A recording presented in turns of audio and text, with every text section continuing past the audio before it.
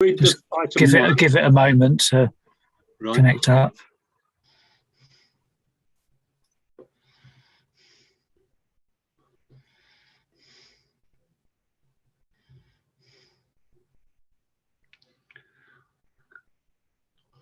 Okay, ready to go? Yeah?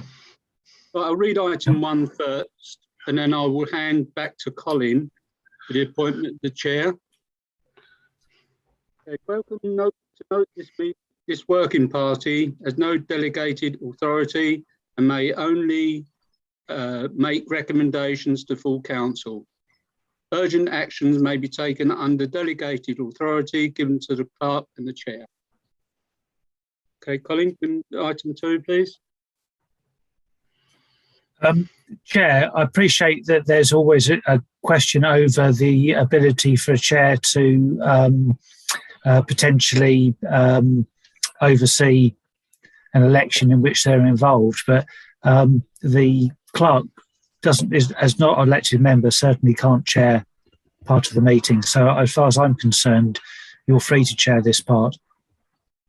Okay, right. Thank you, Colin. Thanks for that. To recommend to full council the appointment of a councillor as chair of the planning working party and any vice chair if desired. Okay, could I have nominations? Councillor Smith? I nominate Councillor Pat Hanlon as chair. Do we have a seconder? Okay. Is there any, Councillor Dave Smith second it? Is there any other nominations? No? Can I have a vote then, please, in favour?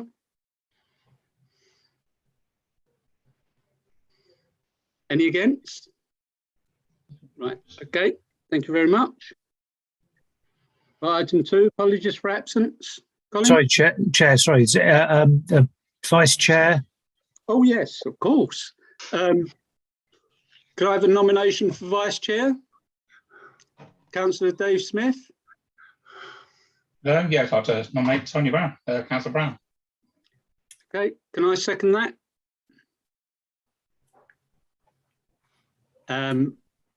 Any other nominations for Vice Chair? That's all?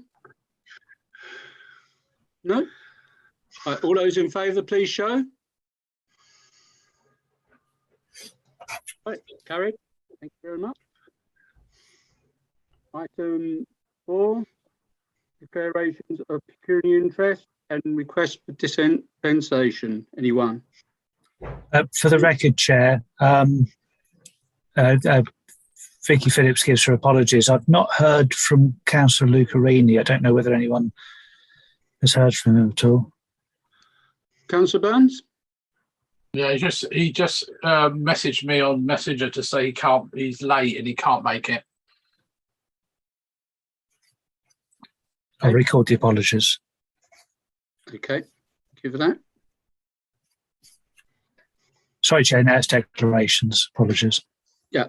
Declarations of pecuniary interest and request for dispensation. Anyone? No? Okay. Item 5, minutes of the previous meeting. Oh, meeting? Yeah, meeting. Held on the 28th of June. Colin, could you put that up, please?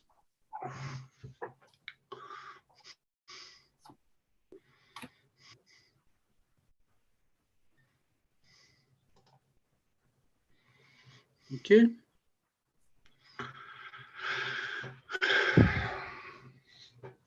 Three, 6.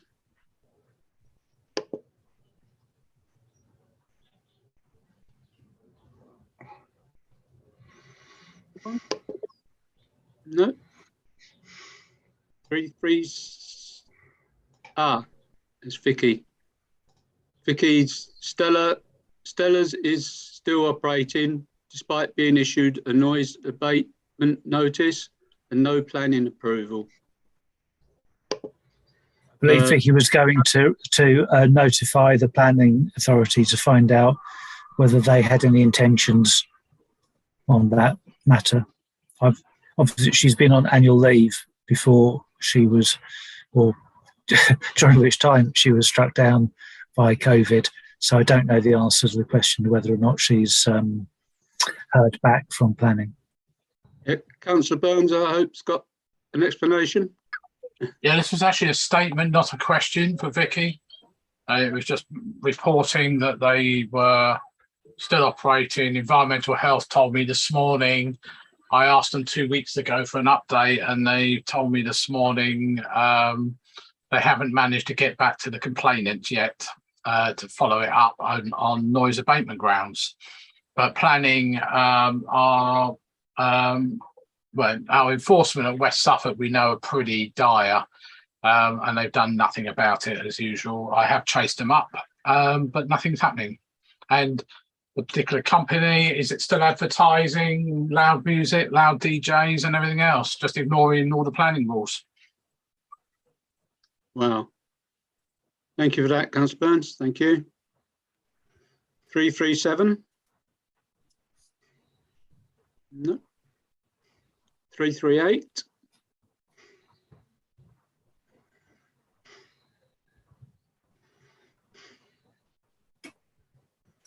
No. 339.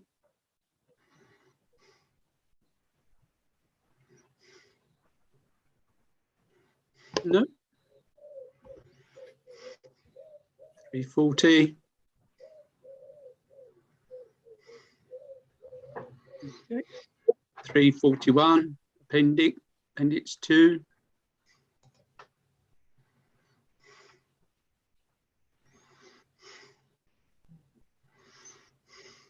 341. 342, I should say.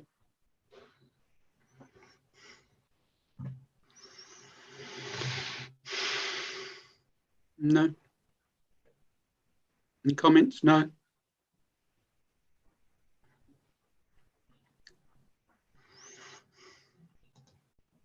That's it. Thank you very much.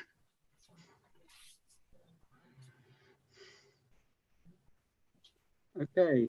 So approval of those, please, Chair. Yeah, I was just going to say, yeah. Can I have a proposer for me to sign these as a true record? Councillor Stitchcombe, propose. Can I have a seconder, please? Councillor Elaine McManus. All those in favour, please show. Thank you.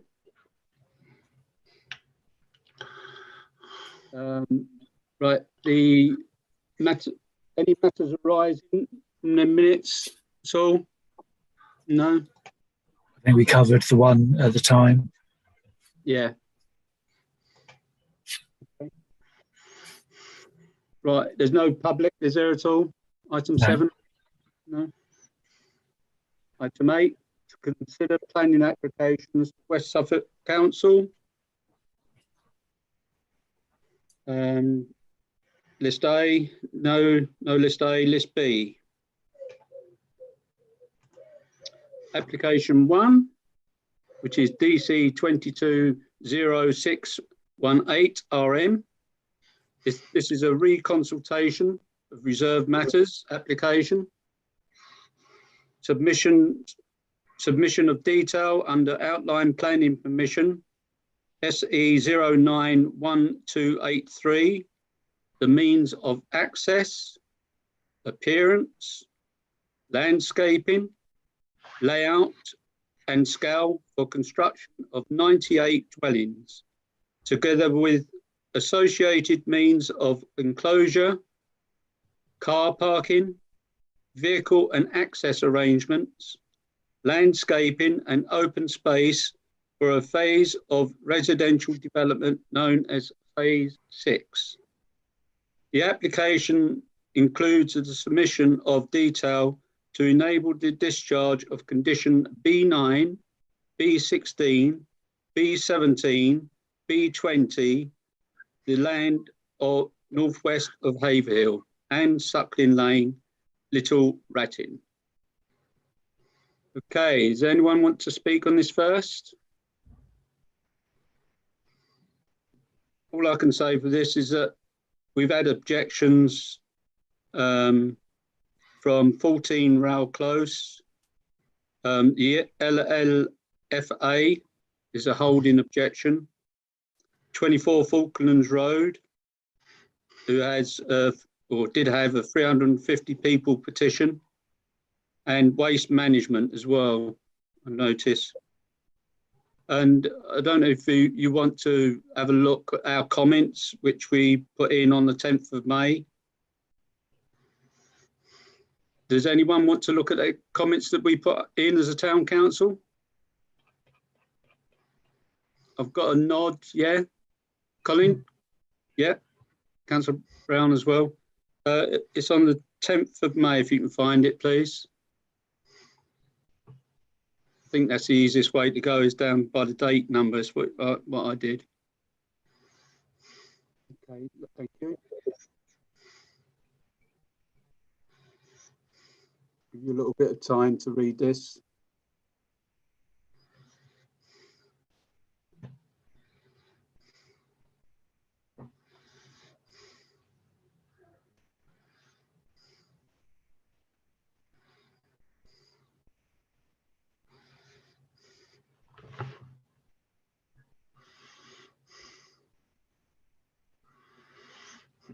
Okay, are we okay with that? Yeah. Okay, Colin, take it away now, please. Right. If no one's going to speak, can I ask Councillor Mason to speak, please? Yeah, I'm happy to. To be honest, committee, I'm caught. I feel between a rock and a hard place where I don't like what I see, but I don't think not liking something is grounds for an objection. Can we have a look at the street scenes A to E, please?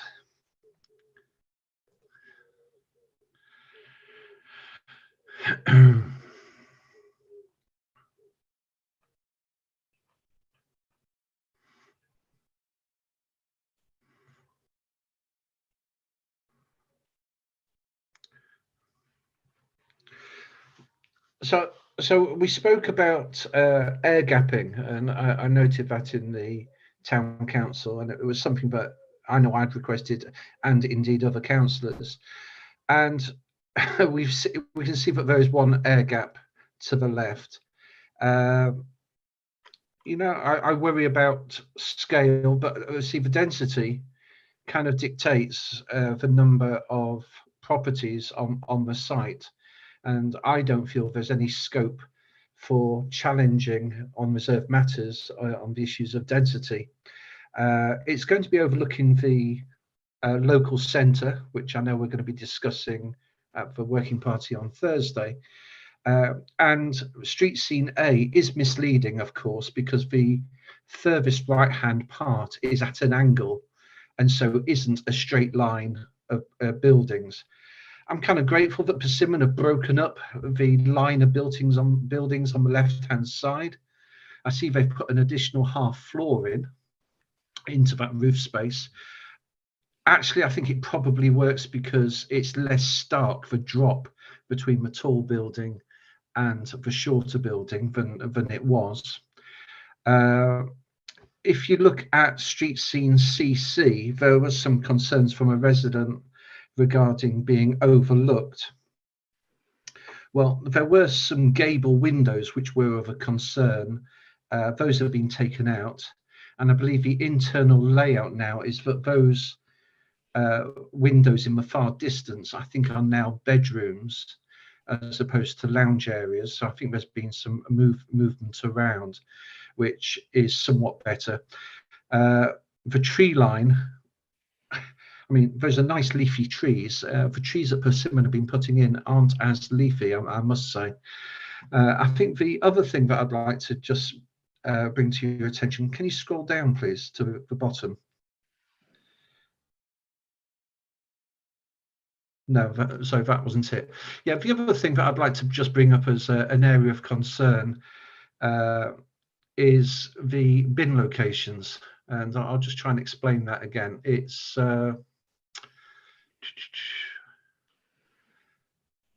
where's it? What's it called? It's the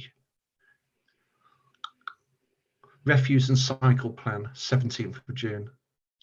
Refuse and cycle plan.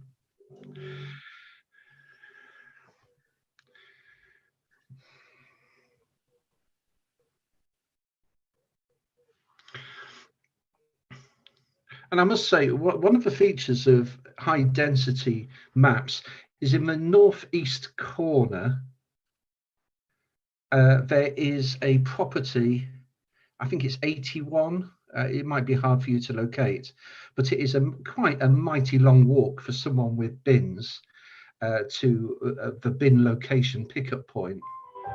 And I do have concerns with these high density areas that I mean, whoever buys a property is going to obviously be aware that their bin's not going to be collected unless they do it, but it's far from ideal. If you look at the southern sector, it's even worse because it's not just so much that one property, but I think you can count 1, 2, 3, 4, 5, 6, 7, 8, 9 properties with extremely long bin locations, which I'm not sure that's the grounds for objecting, but it's hardly grounds for easy living or making it easy for residents to actually deal with waste in a reasonable way. And of course, if someone's got any medical issues, and of course you can be fit and healthy one day and then not the next, taking your bins out on those lengths. Now, I believe the maximum distance is something like 50 meters, and all of these are within 50 meters, but I still think 50 meters or 30 meters is still unpalatable. It's not something I particularly like. Other than that, I'm not a huge fan of development. There's no internal green space. There is a nice green corridor. I just don't think that any of the things that I don't like are grounds for an objection. I'd be interested in your comments. Thank you. So Dave Smith. It just seems like I sound like a broken record all the time. You know, whenever these developments come forward, it's always the same issues. We did discuss this at the development control last week, and hopefully the developers will go away with the planning officers to discuss the issues around the access from Anne Suckling's Lane and whatever. But that's always going to be an issue on this site unless they can get something sorted. But to me, it's the same thing about the density of the housing and the access, which I'm not happy with. But as Councillor Mason says, you know, I don't think there is enough there to object on for design aspects. That's about it, I think. Thank you for that. Thank you, Councillor Mason, as well. Is there anyone else? No? Councillor Burns? I would agree with Councillor Mason. I think that at the very least you should be objecting on that taking the bins out. I noticed actually West Suffolk Waste have also objected for various reasons, so they've already asked for changes. And I think it's worthwhile noting from the development control last week, which I'll talk about in matters report later, but one of the things that came up is drop curbs, lack of everywhere on the existing site, and also what they're doing everywhere. And that's mentioned by Waste as well. They're saying you've got to have drop curbs to take bins down, and they don't seem to have done it. So, you know, there's a couple of little things I think you might want to consider anyway. Thank you. Thank you, Councillor Burns. Yeah, very good. Councillor Smith? Yeah, I think we could perhaps then put an objection forward to based on the waste and the drop curbs issue associated with that. I think we spoke recently, didn't we, with Steve Powter, who's the disability action group person, about the drop curbs and everything. If you think you've got people with disabilities that are having to get their bins, you know, some distance away from their properties as well, it's not a good design. I'm not sure what the answer is there with the amount of density, as we say, that they've decided upon, but these developments need to think about density and about access for the waste vehicles to be able to do that. So yeah, I'm happy to object on that basis. Thank you for that. Could we also add the green space, because there's nothing there? It's the only bit of green space is the flood bit, isn't it? You know, the floodplain. You know, it's just ridiculous not having, because that is going to look so built up. You know, it's like it's going to be an inner city type of. If we don't keep objecting to this on, especially green space, we should have a lot more green space than what we got. So I feel we should have, you know, objection to the lack of green space as well. The committee is in agreement with that. Okay, Colin. Councillor McManus. I'll just go back over what Joe said about the bins and the distance. There's not much parking going to be up there anyway, as we can all see. And like Joe and I were talking earlier, that the bins are going to be left out on the street. You know, they won't put them away if they're 50 metres away or less. So I do agree with Liz. I think we should object. Thank you for that. Councillor Mason? Yeah, I'd just like to come back. I was just thinking about what you were saying, Councillor Haddon, about green space. Of course, if they do put green space in, it increases the likelihood of 3-storey buildings. And they will, of course, recount the idea that they promised they would not put forward any buildings higher than 3-storey. And there seems to be a definite trade-off. And what I'm trying to work out in my mind is the green corridor to the north and the green corridor to the south going to be adequate? And as I say, I don't like it, but then again, if we insist that there should be a green space in the middle, are we going to like the consequences of what's likely to happen with them trying to fit more properties in by going up?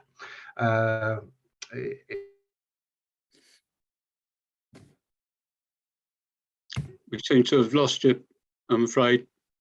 Councillor Mason, I'm sorry. Can we come back to you? Okay, we're Councillor Brown at the moment. Yeah. Sorry. Yeah, I think we should object. To me, this looks not a lot better than the 60s council estate, to be fair. I thought we'd learned the lessons over the last 50 or 60 years, and I was brought up on a 60s council estate, so, you know, I do know that, you know, and that looks all, you know, to me, very much like one.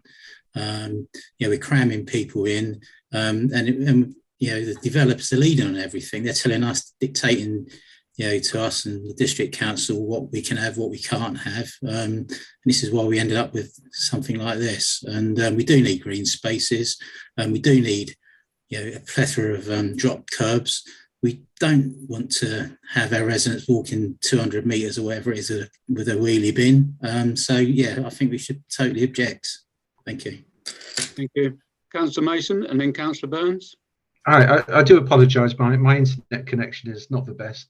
I don't know how much you heard. Sometimes there's a law of unintended consequences, that if you request additional green spaces, then they'll possibly increase the number of 3-storey or go higher, because previously they said that they probably could do. For me, the damage was done at the master plan, and you know, when the density was approved, and you know, it doesn't seem to me that we can win any arguments on density. The damage was done when we had those indicative drawings that meant absolutely nothing, but showed all the green space. But of course, the density meant that we were going to have what is in the end an overpopulated area. I'm most unhappy about it, but I'm not entirely sure there's anything we can do about density unless somebody can advise otherwise. Councillor Brown, is it you want to come back on that particular point? Yeah, I was just saying about, you know, the outline planning permission. You know, many local Haverhill councillors did object to it, but it was overruled by councillors that don't live in the town, unfortunately, and that's what happens time and time again. And we ended up having to pick up the pieces. So, you know, it's not local democracy by any means, unfortunately. Councillor Burns?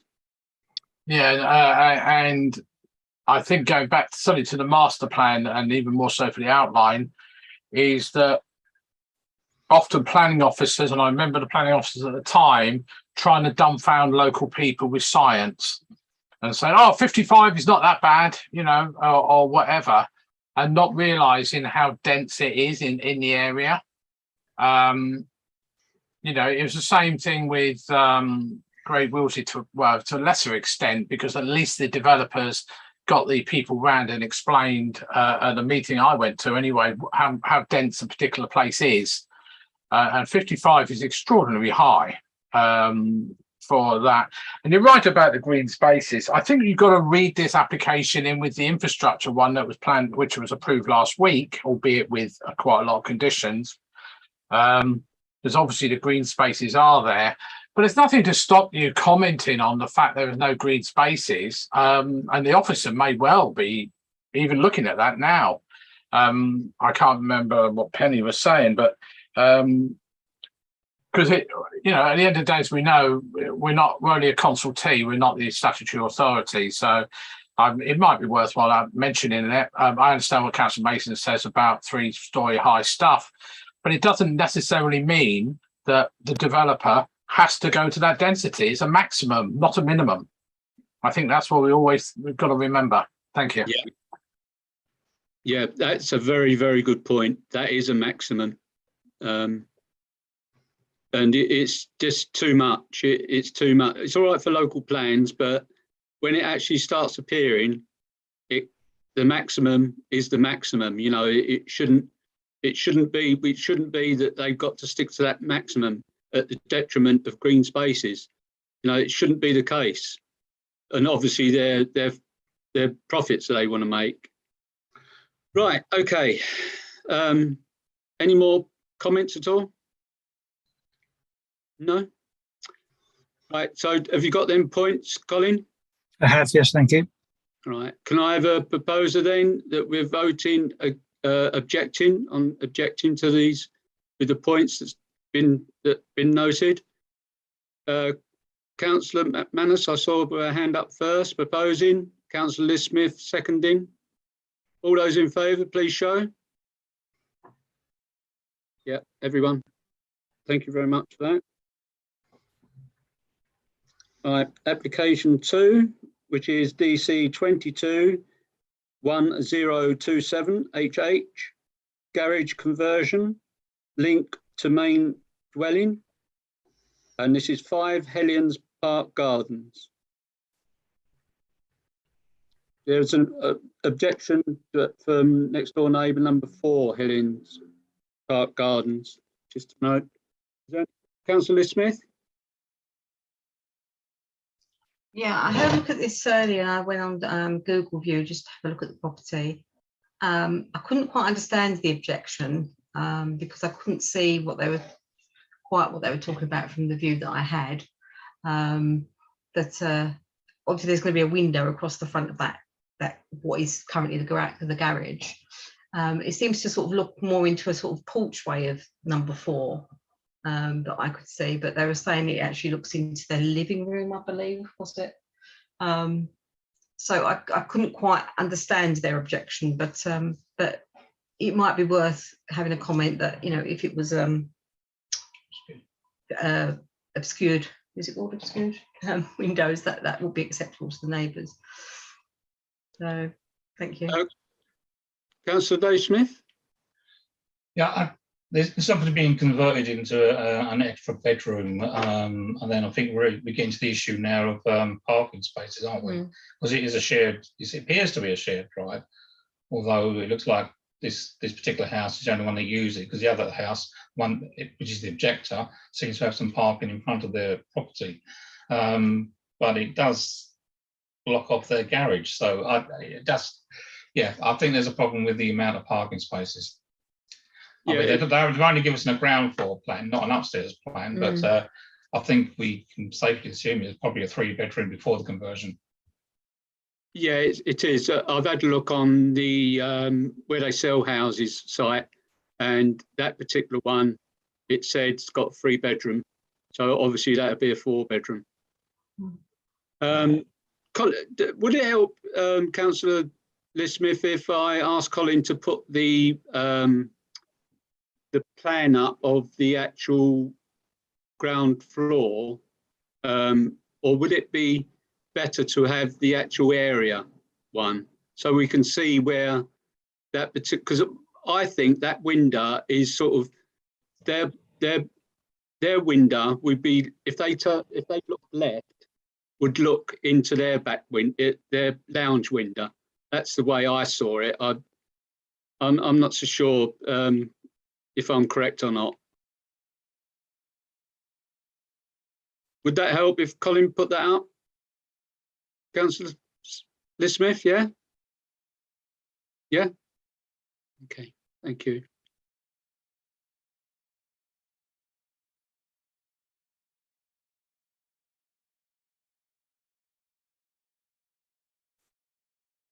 Right.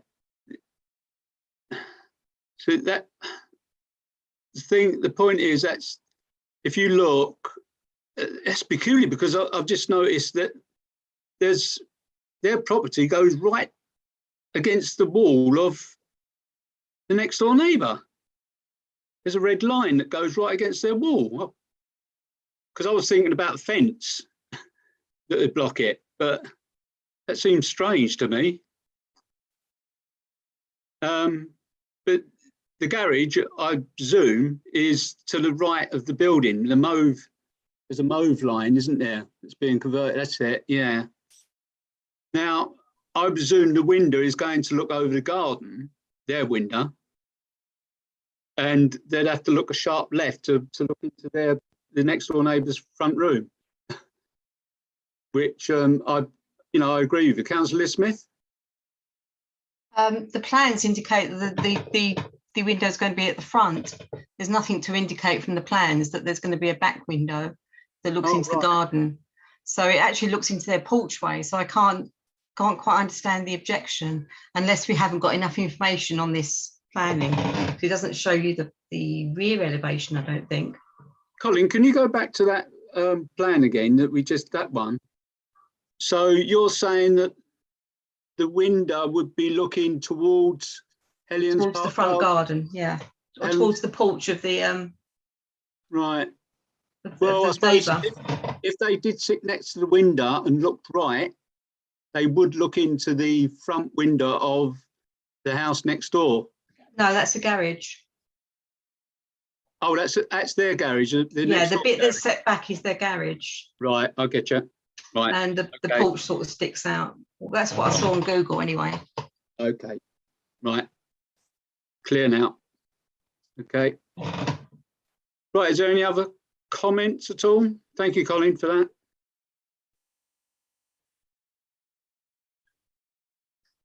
Councillor Burns? I was only going to ask, have we determined there are enough parking spaces, though? Because you're adding a bedroom on the ground floor. If it's already 3 bedrooms, that's 4 bedrooms, so they require 3 parking spaces, minimum. Do we know that? Can anyone help out on, have they seen Google? Councillor Davison. Yeah, I'm looking at Google Maps at the moment.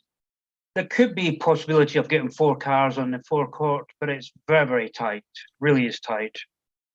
It depends on if the 3rd and 4th car would actually come over the pavement part. Very, very difficult to determine. But it's definitely a double sort of like front driveway. In comparison to the next door neighbours, it's only a single, so they have dual parking. Yeah, the only reason I think we need clarification. Yeah, the only reason I'm asking, Chair, is their document, the application form, says there's going to be no changes to parking arrangements. Well, of course, there will have to be. Yeah, I spotted that as well. Yeah. Would you like me to share the street view, Chair? Yes, please.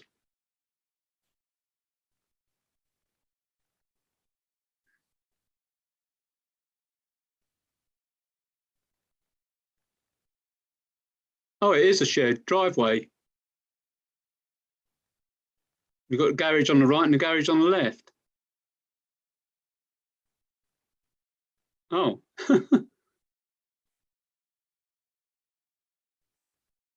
But that's number 4, Hellions.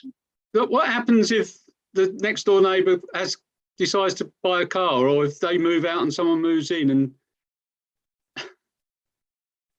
wow. Is that the correct one, Colin? That seems to be saying 4 hellions. We want 5 hellions.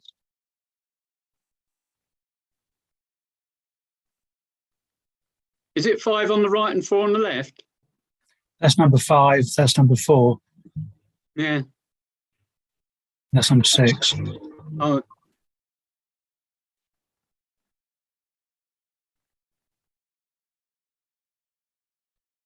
Just check that 5 is not to the right.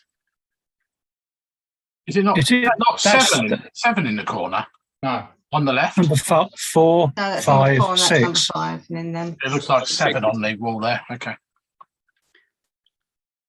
yeah, it's blurred out, that one. Can't see the number. Oh, right. So that makes it even worse then, doesn't it?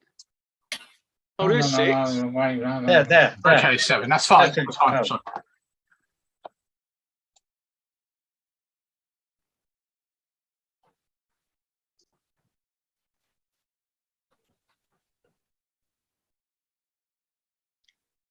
So 4 is on the Left.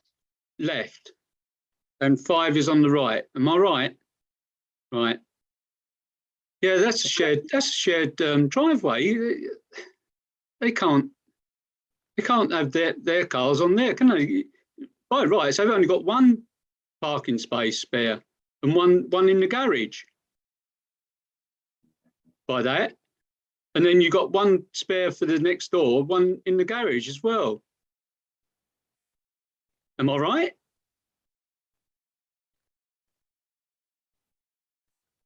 So that blue one could be next door neighbour's car, couldn't it? And the red one could be theirs. Because they ain't even got enough parking spaces for the 3-bedroom, let alone the 4. Councillor Liz Smith is indicating she wishes to speak. I do apologise because I've got a small screen. Councillor Liz Smith? I just propose that we object on the grounds of the parking then with this. I can't see that there's an issue with the window, but definitely the parking as Councillor Dave Smith and others have spoken about. Yeah. Parking. Yeah, there's definitely no parking, is there? Or only 1 garage and 1 parking space. Even that's a squeeze because I can't see that blue one being used as a garage while that red car's there. That is unbelievable. Chair. Right. Yeah, Councillor Stitchcombe. Thank you. I mean, it's not up to us to say who can park where, is it really? It's up to them to tell us who can park where, and they haven't. So I think that should, that could be woven into the objection, shouldn't it? We think there should be, with an extra bedroom, effectively an extra bedroom, there should be 4 parking spaces, and they have not indicated where they're going to park 4 cars. Yeah, because they could convert their front garden, couldn't they? You're quite correct. Right. Okay. Colin, you got that? Yes. Okay. Can I have a proposer then for objection on the grounds of parking? Councillor Stitchcombe, can I have a second, please? I just did propose. Oh, sorry. Sorry, I did propose. Sorry. And I'm a seconder then. Yeah. Right. Thank you. Councillor Smith propose and Councillor Stitchcombe second. All those in favour, please show. Thank you.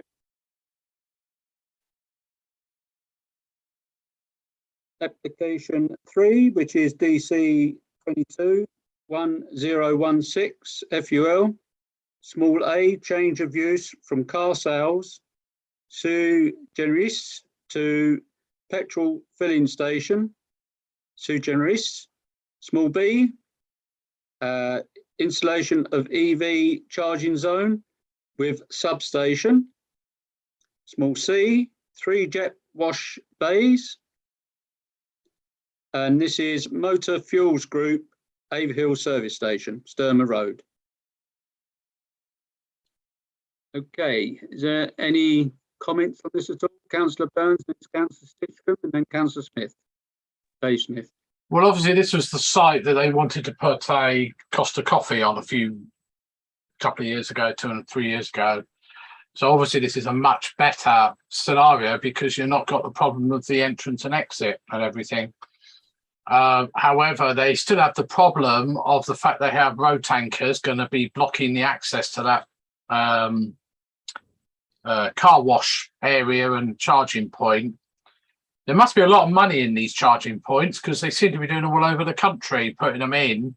And my biggest concern, I think, is the loss of the motor sales in the employment, because this area will have no employment. It's losing that employment. So it's very sad. I looked in there the other day, there were 3 people working there. I know it's not a lot, but it's still 3 people and somebody's business. Just so people can wash their cars and charge their vehicles. I mean, the charging points don't look that big based on the electric boxes they're thinking about. I'm not talking about the individual charging points, the actual transformers or rectifiers or whatever else they're putting in. Yeah, but I think they still got the problem of the road tankers. Where are they? While they're unloading their fuel, if you've got somebody stuck in there, they're not going to be able to get out of that left-hand area as you face the petrol station. I don't think they've thought about that again. Thank you. Good points. Councillor Siscombe and then Councillor Dave Smith. Thank you, Chair. I'd just like to say I'm thrilled that there is some movement, okay, it's commercial rather than council operated, but I'm thrilled that there is going to be some charging available. I hadn't twigged Councillor Burns' point about the access, though. That does seem something we should flag. I would propose. I will now propose that we. Sorry, I can't think we so rarely do it. What do we do when we're not objecting nowadays? Neutral. There's neutral, support, or object. Well, I would actually support it. As a green initiative, I think that's entirely right. But it's worth, if we were to do that, it would be worth flagging that there does seem to be a bit of a utility issue with it. Will it really be useful in that form? It's not our problem really, but it becomes a public problem if they haven't thought about it properly. Thank you. Councillor Dave Smith and then Councillor Liz Smith and then Councillor Davison. Yeah, I welcome the move towards a more sustainable energy or greener energy. It does seem a strange part of the town to have it. I mean, I don't know how long it takes to charge these cars, but what are people going to do while the car's charging? There's not much in that area other than, I don't know, get a cup of tea from the garage and walk to the park. I don't know, but you're not going to do that at night, are you? The other confusion I found was with the jet wash areas. It mentions that 2 of the jet wash bays are going to be covered to alleviate some of the noise to the nearest properties. Now, to me, the nearest properties were the ones the opposite side to where the covered ones are going to be. So I found that a bit strange. I don't know if anybody else has noticed that at all, or if it's just me going mad. Yeah, that's about it, I think. Good point. Yeah, I was going to say, when I was looking at the plans and it talks about the substation, it had sort of rings around the substation. I don't know if that was the noise or the radiation from the electricity. I don't know, didn't quite understand what that was. But thinking about noise abatement, they did mention it in their write-up, what they're going to do. But that, I didn't quite understand from the plans how that's going to impact upon the neighbours. But some of the other councillors may have an answer for me for that. Thank you. Yeah, on that point, Councillor Stitchcombe, you're going to speak on that point before I go to Councillor Davison? Yeah.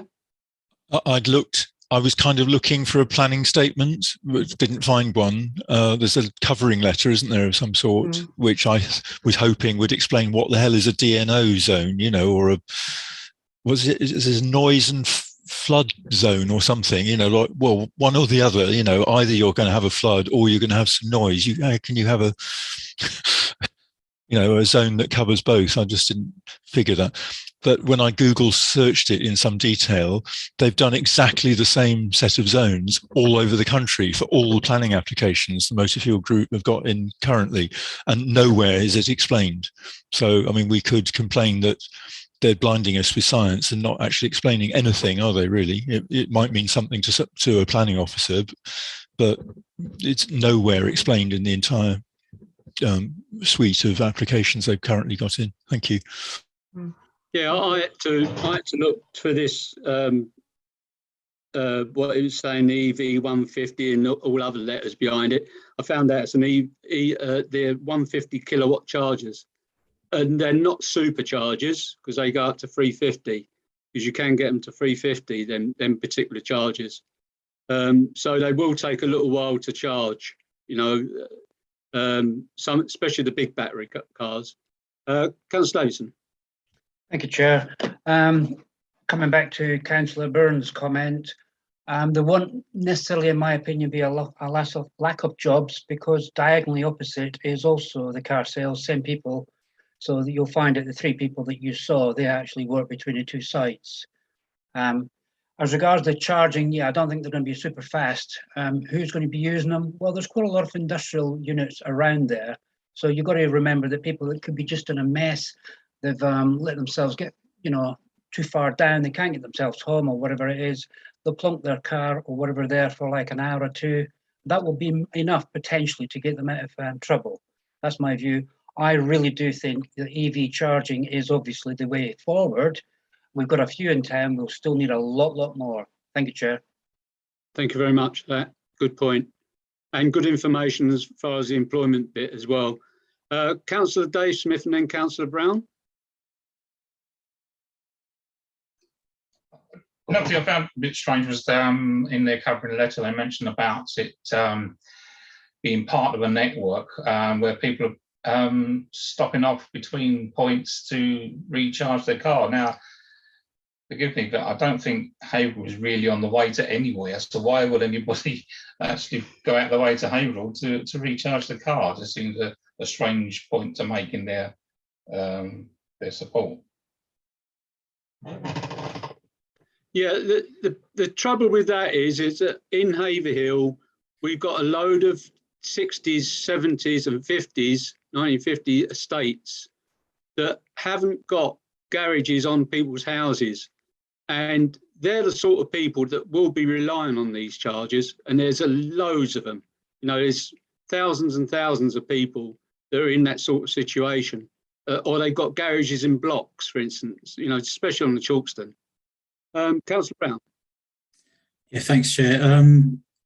I've been sort of going to one of these facilities. I was doing a job near Buntingford, and we're sort of stopping in for fuel, but it just been all this fuel station had just all been revamped and had these chargers in and the car wash. So it looks virtually the same as what they're doing here, and it all looked very, very good. I think you might find that when they actually, if they put this in, that they'll also revamp the shop as well, and they'll have like a coffee area, etc. in there, and basically that's what they've done at the other places. That it takes half hour, 3/4 of an hour, to charge your car or to get a reasonable charge in your car. So they expect you to sort of sit in there, have a coffee and a bun and whatever. So it's done really nicely in there. I'm sort of 100% for this, but as John said, the killer thing is, as it's presently laid out in there, and we had this before, if you actually see a 38-foot tanker in there, there's no way that anyone can get in or out of the charging area. It's just impossible. So they really need to sort that out. I mean, I do support the whole thing, but if they don't sort that out, you can't do it. It's just going to cause so much inconvenience. Thank you. Thank you for that. Councillor Davison and then Councillor Burns. Thank you. Regarding the comment from Councillor Dave Smith, there could be cars that are coming from, I don't know, Ipswich or so, and they found themselves short. So that's why they come into Haverhill just to charge. But that's not really my main point. On Copples Close, if there was a drop curve there, then obviously any cars that are charging and need to exit whilst there's a fuel tanker, then they'll be able to get out of Couples Close. Thank you. Ah, that's a good point. Councillor Burns, then Councillor Stitchcombe. Yeah, I think it is the access problem. They haven't resolved that. Whatever way you look at it, I am also DNO, I believe, if I remember rightly, is, and this has come up when I've been at meetings at West Suffolk to talk about charging, it's something about the electricity distributor who's providing the service here. I may be wrong. I didn't actually read it in the letter, I must admit. My problem is these covered areas as well. They seem to have covered the wrong ones, as been mentioned. Why only cover 2 of them? Why not all 3? Over the back there, the jet washing things. I'm not so certain that people are going to come from Ipswich to Haverhill. It's not exactly on the route unless you're going to somewhere, because you would have gone through Ipswich to Cambridge or whatever. But I understand the concept. I'm not so certain that they will. I mean, MFG, I do know MFG from my days of working for a certain company with a tiger in its tank. On the pipeline system, I do know of them and their history and where they've come from. They do basically convert these things. I think they've found a niche in the market that think they're going to make a lot of money. They've got a bit of land and that's what they want to do. But I'm not convinced. I understand about the green energy side of things and everything, but as you rightly say, Chair, they really should have rapid chargers there so people can come in for 10, 15 minutes, top up and get on their way. They don't want to be sitting around for half an hour, 45 minutes, despite, there is a Costa coffee inside the Esso station there anyway. But of course, the Esso station is managed by Budgeons. So I don't know whether Budgeons would be very happy about, some coming along and ripping half their store out, but that's their problem, not ours. Thank you. Councillor Stitchcombe. Thank you, Chair. DNO does stand for District Network Operator. So that's whoever the distribution, it's not your retailer for electricity, but whoever the distribution company is, which I think is Eastern Power Networks, is it, for the whole of East Anglia? I seem to remember having reported. UK Power Networks. Or UK Power Networks, that's right. Okay, so that would be our DNO, I think. But again, what is a DNO zone? That's the mystery. I think the problem with Couples Close is that where you would naturally have a driveway in or out would need to be quite wide anyway. And I think that would take out all 3 of their profit-making jet wash bays. So, they're obviously trying to cram facilities onto the site and not take up too much space with multiple, they've already got 2 points of ingress and egress on the site. They don't really want a third or a third wide one to cope with the possibility of a vehicle leaving at the same time as one arriving. So this doesn't stop us complaining about it, but I can see their commercial logic behind it. Thank you. Yeah, I can't see why we should worry about that. It's what we're trying to solve is the lorry problem. If they sort of convert what's left, do away with the jet wash and convert what's left into chargers and still have an annex there, then it's good. And that's most probably what will happen in the future. You never know. They might make such a big profit out of charging that they want to do that in any case. So I can't see why we can't comment on that at all. Councillor Dave Smith. If the problem with the tankers is an existing problem, is it right? Are you able to put a condition to correct a previous wrong, as it were?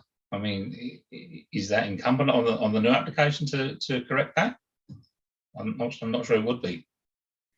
Colin, could you help us out here?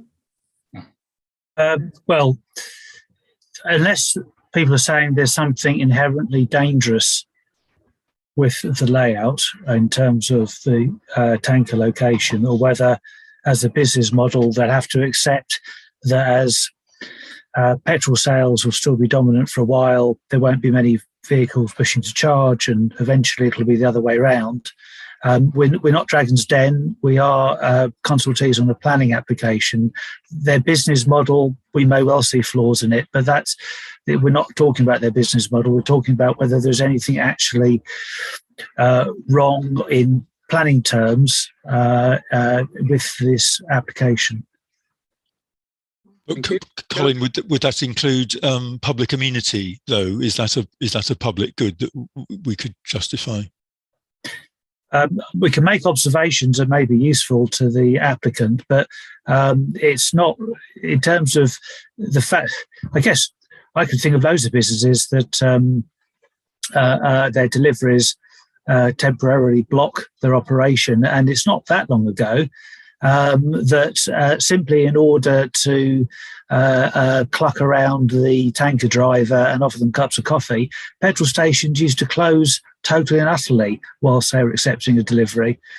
It's only really that it's been rumbled there isn't any actual safety issues, although some people say you're ill-advised to fill up a tank of fuel whilst a tanker is busy mixing all the dirt from the bottom of the petrol tank as they fill them up again. But none of those are planning issues at the end of the day.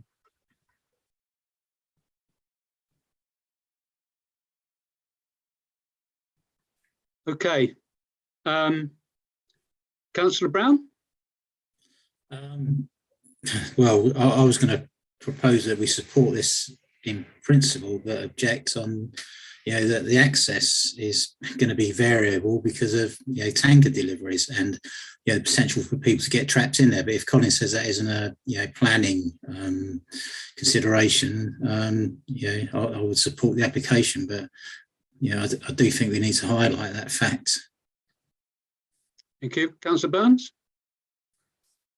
Well, in my view, it's actually a material fact, so it is a planning consideration.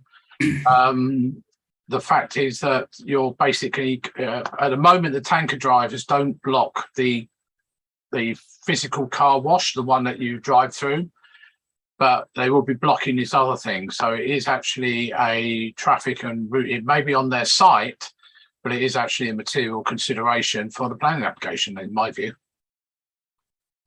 Thank you. Okay. Right. So is that proposal, Councillor Brown? Yes, please, Chair. That's what I like. I absolutely support the principle, but the tanker issue is I think we need to object over. Right. Okay. Chair, sorry. Can you put us straight on this one? Object or what Councillor Brown's just mentioned? I think you're already there, Chair. You're either supporting or objecting. You can't support and object simultaneously. Do you want to support and point out that the tanker will block people in? I mean, I still feel it would be useful to detail exactly what the planning objection is to somebody deciding to block off half their business. I mean, if you're saying that there's a danger to people if there's an emergency, how they would exit the site, that could be a material planning consideration. But I'm not sure that simply the fact that when a tanker arrives, it means it's difficult to use the site is in its own, just at that basis, is a material planning consideration. But it's what impact that has could be a material planning consideration. I think we just need to be really clear what we're saying.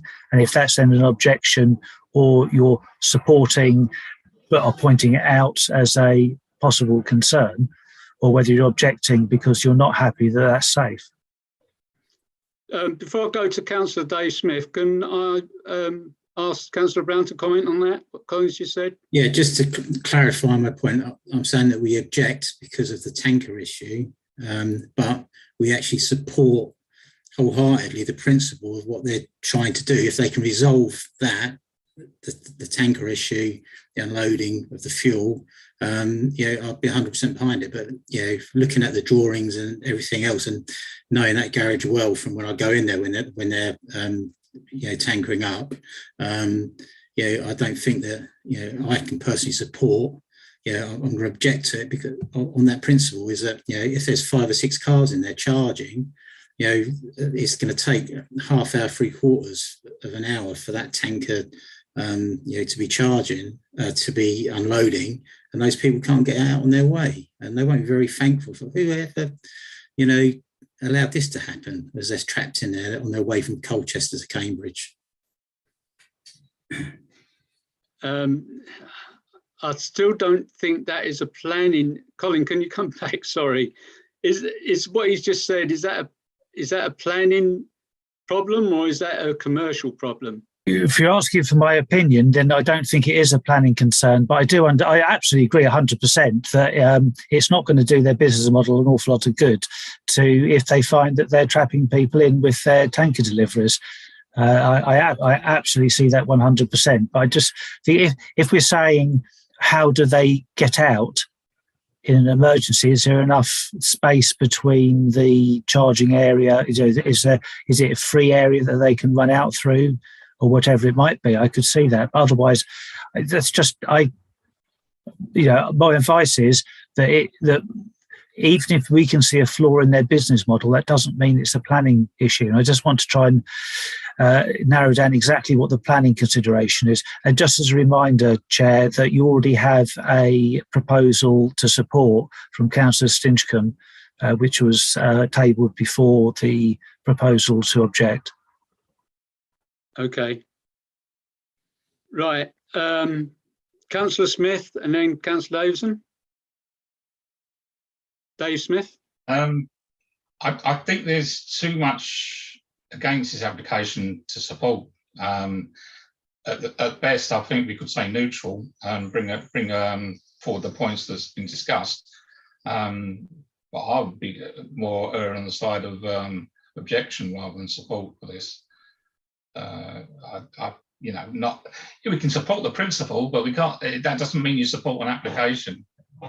Yeah. So. Okay, Councillor Davison. Yeah, I'm on the same line as Councillor Dave Smith, and I'm also in agreement with Councillor Brown. I don't think we can support. I don't think we're really objecting, but we do need a lot more clarification as to what would happen in that scenario. So really, perhaps we take everything off the table and just put, request for clarification. Thank you. Right. Councillor Stinchcombe, you proposed that you support it. I'm happy to withdraw that. Oh, right. Okay. Right. Thank you. Right then, Councillor Brown, do you want to clarify really what you're proposing? Yeah, just to make it clear to everyone. I would say that we thoroughly support the principle of this, and we would be behind it. But the tanker issue is, insurmountable as we see it. And there's nothing in the plans to say how the tankers would get in and out, or the people would get in and out while the tankers are filling or emptying what they do. So I think the only thing we can do is object, and then hopefully the applicant will come back with a plan and a way of his customers accessing and egressing the charging points when there's a fuel tanker there, or doing a workaround somehow, maybe having an exit onto Couples Close. I don't know, but I think if we show just support and don't highlight the fact that we are very concerned around the tanker issue, is that it would go through and it's going to end up as a problem in the future. Right, I've got you now. Yeah. Councillor Sitchcombe. But we've still got a problem of what is the planning grounds for objection, possibly, or have we found a way around that? Colin.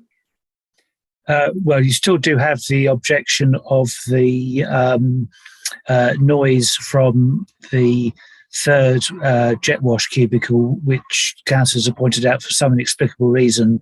The one closest to residents is the one that isn't got the noise attenuation. Yeah, right. Thank you. Councillor Liz Smith. I think also we could say that there is the health and safety issue if someone's trapped in there and there was an emergency and they couldn't exit. So I think that could be material to our objection as well. So I'll be happy to support that objection, second that Yeah, there is. objection to Councillor Brown. Right, quite right, because there is electrics there, isn't there? There's a substation and things like that. So, you know, that could catch a light, couldn't it?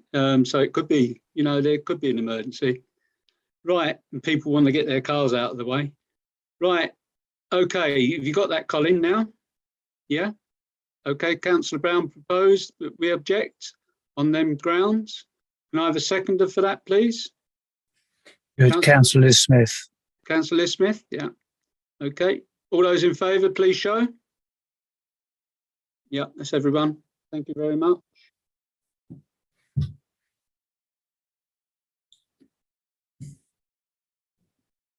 Application 4, DC 19-0226 FUL, application to discharge condition 4, which is a bin storage in brackets, of application DC 19-0226 FUL.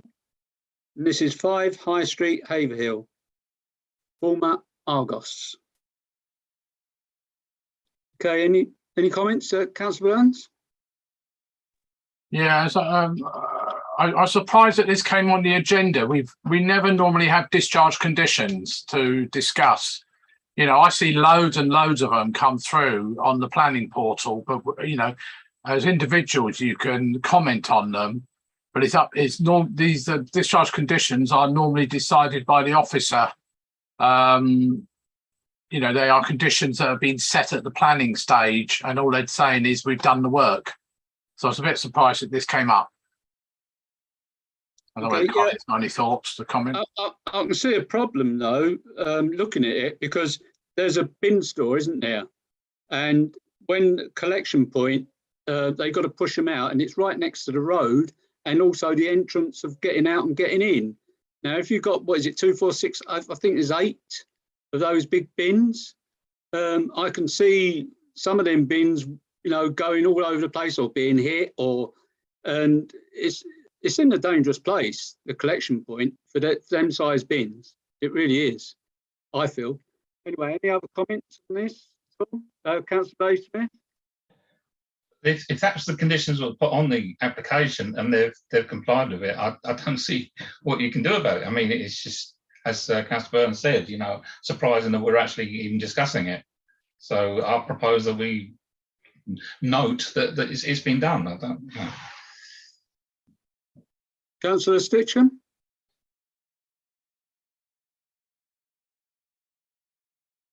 Sorry, I lost the window. Yeah, except that it's an application to discharge the condition, and if any member of the public or this council decides that we disagree that what is proposed is an adequate discharge, then we're entitled to say that, aren't we? I mean, it may be uncommon for this to come up, but it's in front of us, and someone has just voiced, you yourself, Chair, just voiced a reasonable objection. Thank you. Thank you. Councillor Smith? Just going by what you said, Councillor Hanlon, about the coming out onto the road, I couldn't see from those drawings that was the case. I thought they came out to the pathway and then went around the side, wasn't it, to the back where the Argos car park was. So I couldn't see anywhere where they were going out onto the road. So that confused me a little bit, because it's actually going around. It looked to me like it was, they went round going to where the car park is. Yeah, they're going to the car park, but there's no road there, is there? To the road, going to the road. That's what I thought it was. I may be wrong. That's why I thought, looking at it, because the car, looking at the plan, the car park in area was on the right-hand side, and the bins are on the left-hand side, and the openings were right next to the bins. The opening to in and that isn't a way for cars. That's just an alleyway, an access route for pedestrians. Cars don't go down that alleyway between. No, the actual bin store is where you're talking about. The store is, but the collection point is different. It goes round to where the road is. There's collection point. The storage area is correct where you're saying it is. But there's a store. There's a I collection. read it the other way around. That the storage area where they're storing them is at the front of the building, and they take it round to the back. No. No. Well, can somebody else sort of back me up on that? What Councillor Burns? Yeah, the storage area is actually inside. As you face the back of the building from the car park, their car park is on the left-hand side. The bins are going to be moved from there to behind their building in the car park for the refuse lorry to drive in and pick them up. They're not going out on Swan Lane or the pavement or anything like that. No, they're staying inside, but I'm saying that they could drift around, or young people could come and pull them around and things like that. That's all I was worried about. Yeah, but that's what the original planning application showed. Yeah, and but that was the thing that I was worried about, that they was going to be pushed into the road and things like that, because they're right next to where the opening is. Right, Councillor Dave Smith. Well, that's no different to anybody else leaving their dustbins next to the street, is it really? These are industrial ones, they're not ordinary bins. No, I think they're ordinary bins. Are they look like They're residents. They're residence bins. They're still like your blue bins, brown bins, and black bins. What, for that amount of flats? Yeah, residence bins. I don't know. They may be hoppers. I don't know what they call them. But it's still no different to anywhere else. That's all I'm saying. Okay. Right. Chair, okay, Chair, yeah. Chair, if it's helpful, the reason I added this to the agenda was simply because in your original objection to the entire planning application, one of the grounds for objections was please confirm the cycle storage and refuse storage facilities are being provided in an appropriate way to encourage use by the residents. So there's a condition to be discharged which directly relates to one of your objections, and it's simply a matter, councillors may be perfectly happy with it, in which case that's good. Then you're satisfied that the objection that you made in the first place is covered. Okay, right. Can I have a proposer then, please? Councillor Davison, what are you proposing? Neutral. Right, thank you. Can I have a seconder for that, please? Councillor Elaine McManus. All those in favour, please show. Okay, that's carried. Thank you. Let's get back to the agenda, which is matters to report, item 10. Any matters to report? Is that Councillor Burns? But you stand up slowly. Okay. I was waiting for somebody else to put their hand up. Sorry. No, well, only that as Councillor Dave Smith alluded to earlier on, we had the infrastructure plan application last week went through after a considerable debate. And I managed to get a condition put in that basically, because fundamentally there wasn't a major problem with the thing with all the conditions already in the application, other than the fact that the Ann Suckling Road side of things, and particularly the junction with the A143,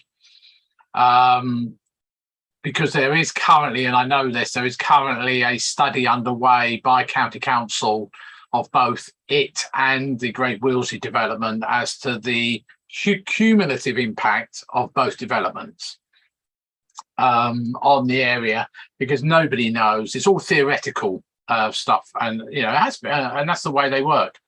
And they're looking at whether the theory actually meets the practice is one of the things they told me. But anyway, what the condition we basically got, and they may object to it, but I don't think they will, because if they object, the whole application would be in disarray, is that nothing will happen on any of those sites until that inner I'm going to call it an inner spline road that links to Anne Suckling. It's joined up to the new relief road. Has to be done. So there's 2 entrances to the development, not just the one from Anne Suckling, which will not only help from a construction point of view, but also anybody who happens to be moving into that areas, whether it's what we were just talking about earlier on, phase 6, or any of the other existing phases. I also got a commitment from the planning officer, which we mentioned earlier on, because of the concerns of the Haverhill Disability Action Group, as they're now called, about drop curbs. And Councillor Dave Smith and myself had a quick drive after when we came back from the site visits, and I was astounded about the lack of drop curbs on the existing developments. I know some of the roads are not finally tarmacked, but there's massive amount of drop curbs missing, and even places where there's I don't know what you call them. I'm going to call them, they're not pedestrian crossings, but they're pedestrian like raised areas. The drop curbs there are very narrow. You know, you can just about get a wheelchair down the drop curb. And we did see some lady there, didn't we?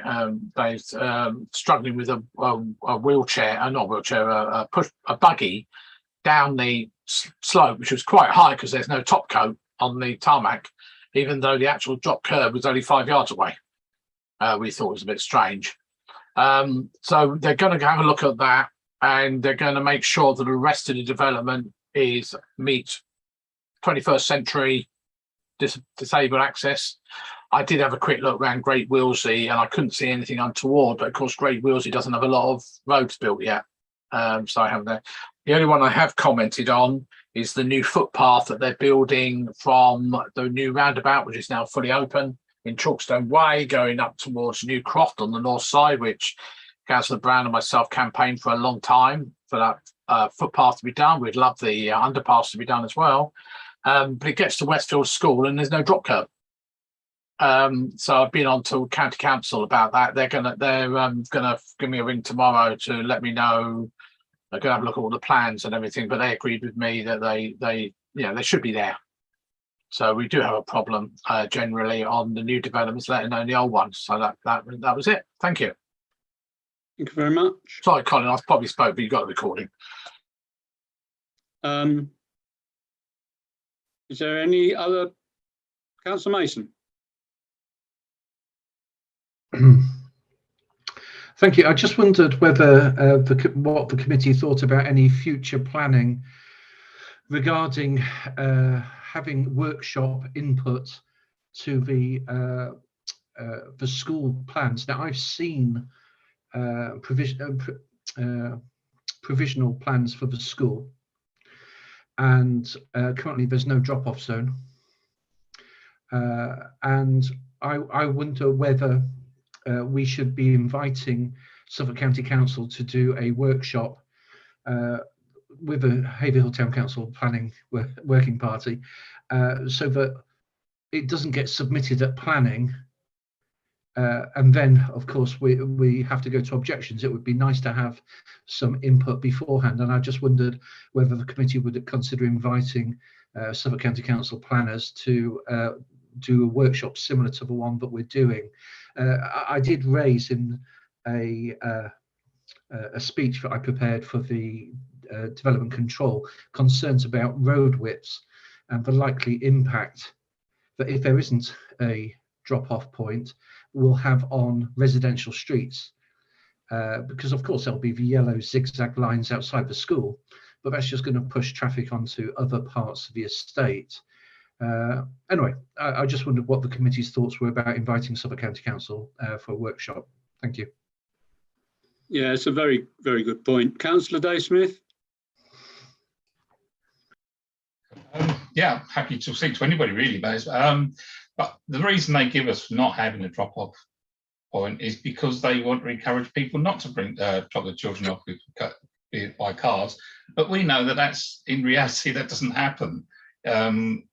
unless you've got a dedicated catchment area, which is within a few hundred yards of the school, people are going to travel from all sides of the town or even outside the town from outlying villages by car to get their children to school.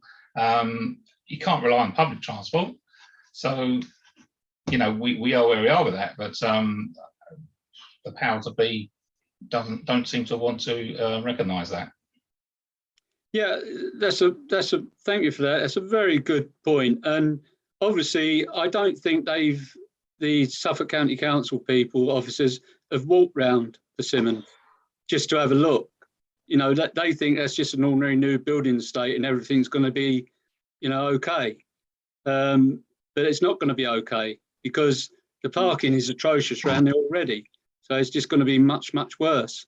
And it's a pity you know, I agree with what Councillor Mason's saying. I think we should invite them at least, because I know they won't go round and walk, even if we ask them to, you know, that area, just to see what problems it's going to accumulate.